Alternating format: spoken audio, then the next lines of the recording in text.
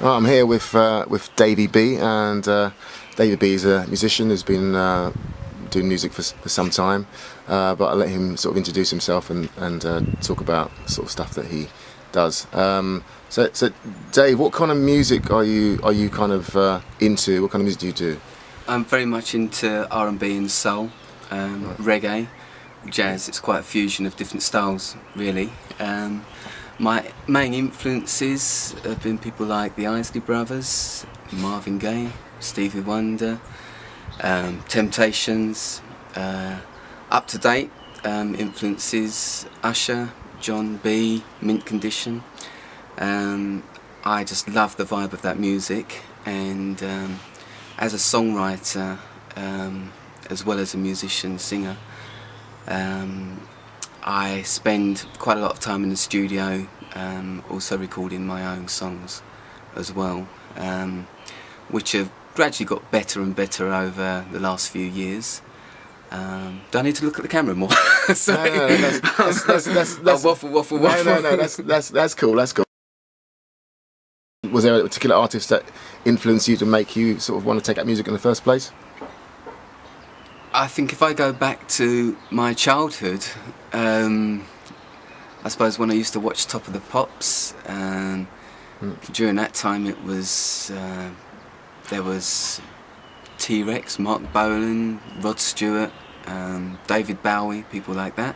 So were you a sort of that's glam?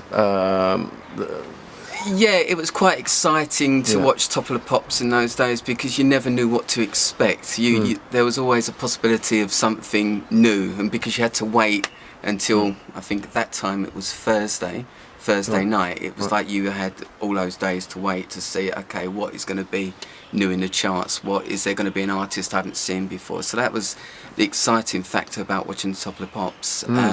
So we glued to the television basically when Top of the Pops came on a Thursday night, wasn't it? Definitely. That was like a religion, I suppose, really. That was, even if you arranged to go out with your mates, you'd be in, you wouldn't go out that night. Apart from that, when I actually became serious about being a musician, it was my father's friend. He was a professional percussionist by the name of Duncan Cannell, and he actually made a very good name for himself in London, and he went on to tour with people like 3 Degrees. He worked with Marvin Gaye, Sammy Davis Jr., quite a few big acts. He also did the show Evita and the show Jesus Christ Superstar. So during that time, I have a lot of great memories, one of which was when he first changed his hair to having an afro, and he was a kind of a Mexican looking guy because he had a moustache, and with the afro as well, his image was very, very funky. So with that image and his influence on teaching me drums, I studied very, very hard as a drummer for many years, and that's what really got me started. So basically, playing the drums, was that your first instrument, was it? That was my first instrument. The thing about the drums is I think that's what really got me into the whole R&B, soul, Motown. I've played in a lot of bands, yeah. Back in the 80s, it was when the whole jazz funk thing was beginning to kick off. You had bands like Tower of Power, bands like Yellow Jackets, LA Boppers, bands like that, which were playing very, very great music, very funky, very jazzy. So this was great for me as a drummer because they were all the kind of patterns, beats that I wanted to learn and practice. And having such a great teacher as well, he taught me all the techniques that I would need to perform this kind of material, which back then there wasn't many drummers that had the technique that could cope with that kind of playing in England anyway. Were you into the sort of James Brown sort of type drumming as well? Or? Oh, very much, yeah. I think that's where a lot of this came from originally, the James Brown beats, funky drummer patterns. And they were always, that was always very exciting to play on drums. And also it gave me the chance to learn percussion as well.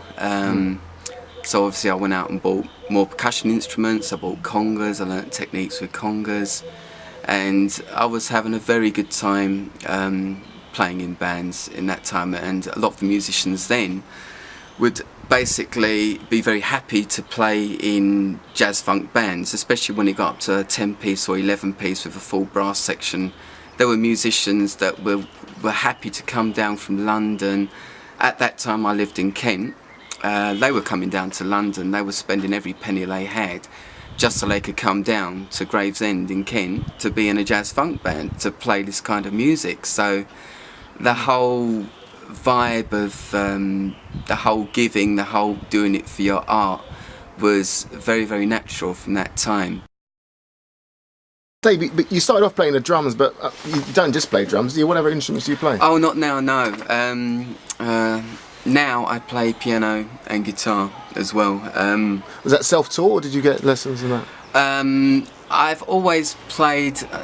guitar was really self-taught. Really, I've always played a bit of guitar. I suppose the first few years just playing free chords, but then after that... That the whole punk mentality, was it? Well, I suppose so, really, yeah. But after that, it was being around other great guitarists. It was like just watching and learning from them was really how I managed the rest of it, really. Right. I would, watch the different chords they played. I would say, oh, what chord you're playing there? Can you show me that chord? And after asking quite a few good guitarists to teach me some chords, it was after that it was a case of then getting a few books, learning a few scales, and just jamming along to records, practicing, putting yourself in situations where you actually go and then play guitar in a band. Even though you're not quite ready, it's always good to throw yourself in the deep end, because that's how you learn. Okay, I want to ask you a couple of quick questions, because battery is unfortunately running out. Can you just tell me, name me your favourite guitarist, drummer, keyboard player, and bass player, because you play bass as well, don't you? Well, a little bit, yeah. Keyboard player, I like Joe Sample. I think is very good. Chick Corea, different style, but very good. Herbie Hancock, Oscar Peterson. There's so many, and being so different, I can't really compare them. They're all good in their own particular style. Right. Guitarists, George Benson, Joe Pass, Carlos Santana. Once again, different styles, great in their own styles. Drummers, Steve Gadd, Billy Cobham, Buddy Rich, Tony Williams.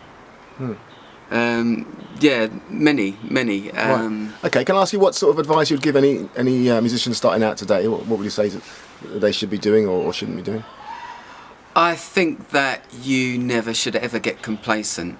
You're going to be learning your instrument forever, and you'll never get to the point where you're going to think that you know everything, and that's a good thing, because that keeps the whole thing fresh. But you have to obviously be practicing as much as you can, if not every day, whenever you can. Always listen to different things. Try to establish what your style is as opposed to what other people's style is, because I think in the end of the day, it's no good just being a musician that copies someone else. You've got to find your own edge, really, Right. which separates you.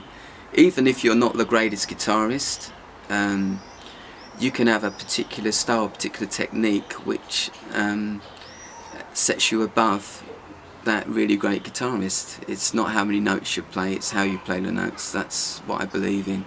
Okay, great advice. Thanks a lot, Dave. Cheers, mate.